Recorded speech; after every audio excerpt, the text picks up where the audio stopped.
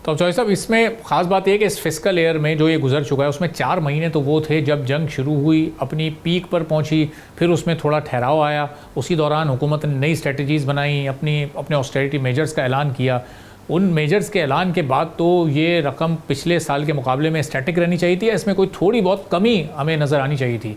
उल्टा ये बढ़ चुकी है, तो इसका मतलब कि अपने खर्चों में कहीं कोई कमी नहीं हुई और हर तरह का बोझ आवाम पर इस वक्त लाद दिया गया है। फिर ये जो रोज़ाना पेट्रोलियम की कीमत तब्दील होने वाली पॉलिसी है, इससे तो लोगों की क़ुव्वत ख़रीद बिल्कुल ही ख़त्म हो गई है। रोज़ सुबह सोकर उठते हैं तो पता चलता है कि हर चीज़ महंगी हो चुकी है।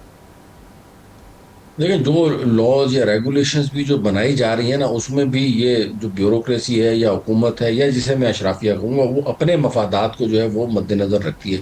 जिस दिन ये पॉलिसी इन्होंने महीने से लेके 15 दिन के ऊपर की थी, उस वक्त भी मैंने यही ऑब्जेक्शन की थी कि इसमें जो है ना पब्लिक का कोई इंटरेस्ट इन्होंने नहीं देखा। इन्होंने सिर्फ और सिर्फ वो जो स्टॉक है ऑयल मार्केटिंग कंपनीज का, उसको जो है वो इंश्योर किया है कि उनको जो स्टॉक कैरिंग कॉस्ट है, उसमें कोई जो है वो किसी किस्म का लॉस ना हो। अब तो जो है ना वो हर एक ने ही अपना अपना जो है ना, फिर उसके बाद ये पेट्रोल पंप जो मालिकान है, ओनर्स हैं, उनके भी जो है वो कमीशन में तकरीबन 2 रुपए का इजाफा कर दिया है, 10 रुपए लीटर तक तकरीबन जो है वो भी ले रहे हैं। फिर उसके बाद दीगर जो मिडिल जो पार्टीज हैं, उन सब के जो वो कमीशन में जो है वो इजाफा कर दिया गया है।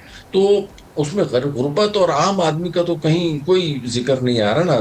जो रही सही कसर थी वो उन्होंने लेवी लगा के पूरी कर दी। फिर वो डीजल के ऊपर इतनी होशरुबा किस्म की लेवी थी, थैंक्स गॉड कि उसको थोड़ा सा इन्होंने रिकंसीडर किया है और प्राइसेस 322-23 के ऊपर जो है वो मार्केट में चल रही है। लेकिन जो इंटरनेशनली अगर देखा जाए तो उसका इम्पैक्ट जो है ना वो हमारी इन प्राइसेस में रिफ्लेक्ट नहीं हो रहा। उसमें हमारी अपनी जो नेग्लिजेंसीज हैं, जो हमारे अपने पॉलिसीज के जो है जो जो मसाइल हैं, और उसकी कॉस्ट अल्टीमेटली आवाम को पे करना होती है। और पेट्रोल और डीजल जो है ना वो ऐसी चीज़ें हैं जिसके ऊपर से हुकूमत बासानी जो है वो रेवेन्यू कलेक्ट कर सकती है। लास्ट ईयर भी तकरीबन 1400 अरब रुपए की जो है वो इन्होंने पेट्रोलियम लेवी वसूल की थी। इस मरतबा 1700 अरब रुपए की पेट्रोलियम लेवी जो है वो हासिल करने का टारगेट है। रिगार्डलेस के इंटरनेशनल मार्केट में भी प्राइसेस जो है ना वो एक मरतबा फिर तकरीबन 92 डॉलर पर बैरल के ऊपर जो है वो ट्रेड कर चुकी हैं। तो इस किस्म की चीज़ों का या इस किस्म के असरात का जुबानी कलामी तो इन लोगों को है, उसके ऊपर तो बयानात दे रहे हैं कि जी मईशत सुधर रही है।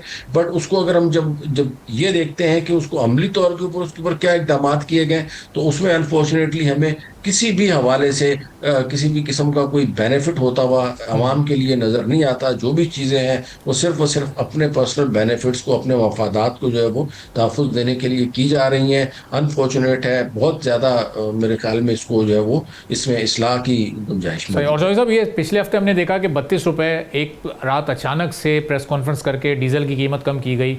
आलमी प्राइस वहीं मौजूद है, सारी कंपनीज़ का, स्टेक होल्डर्स का मार्जिन अपनी जगह पर है, तो फिर ये 32 रुपये इजाफी जो उसमें लगे हुए थे और तवील अरसे तक ये लिए जाते रहे, अब ये किसके खाते में जा रहे थे, ये किसके अकाउंट में जा रहे थे? इसकी कमी से भी किसी का मार्जिन या प्रॉफिट डिस्टर्ब नहीं हुआ, आलमी प्राइस भी वहीं की वहीं मौजूद है। इसका मतलब इसकी गुंजाइश थी और एक तवील अरसे तक ये 32 इजाफी रुपये, और पता नहीं पेट्रोल पर कितने लिए जा रहे होंगे या डीजल पर अभी भी कितने इजाफी रुपये मौजूद होंगे। इसके बाद तो फिर सवालात भी खड़े हो गए ना।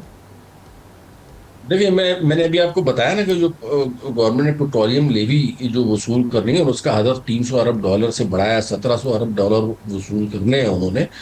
अपार्ट फ्रॉम अदर आस्पेक्ट्स, उसमें जो मेजर जो एलिमेंट है ना, ये जो डीजल के ऊपर बेसिकली उन्होंने 30 रुपए जो है वो पेट्रोलियम लेवी की मद में जो है वो रिलैक्सेशन दी, और उसी का इम्पैक्ट जो है वो हमें उसकी प्राइस में, डीजल की प्राइस में नजर आया। तो जाहिर है इससे पहले जो है वो गवर्नमेंट पेट्रोलियम लेवी की मद में अपने जो रेवेन्यू के टारगेट्स हैं उनको अचीव करने की कोशिश कर रही थी। इसी वजह से जो है वो डीजल पेट्रोल के मुकाबले में ज़्यादा महंगा है। और अब जो है वो तकरीबन दोनों की प्राइसेस जो है ना वो मोर और लेस एक जैसी हो गई हैं। हालांकि होना ऐसा नहीं चाहिए, मेरे ख्याल में डीजल को थोड़ा सा कंपैरेटिवली कम होना चाहिए, क्योंकि डीजल डेफिनेटली हमारी जो पब्लिक ट्रांसपोर्ट है उसमें भी डीजल यूज़ होता है। और उसके अलावा जो हमारी दीगर जो ज़रूरियात हैं इंडस्ट्री की भी, या जो एग्रीकल्चर सेक्टर में भी ट्रैक्टर्स और ट्यूबवेल्स वगैरह की बात करें, तो डेफिनेटली वहाँ पे जो है वो डीजल का इस्तेमाल ज़्यादा है। तो उसके ऊपर जो है वो ज़्यादा सब्सिडी देनी चाहिए, ताकि एक आम आदमी के ऊपर इम्पैक्ट जो है उसका कम से कम आए। उसके बरक्स जो है अगर पेट्रोल के ऊपर थोड़ी सी लेवी बढ़ा भी दी जाती थी, दी जाती तो मेरे ख्याल में ज़्यादा बेहतर होता, लेकिन यहाँ पे जो है ना वो उल्टा किया गया।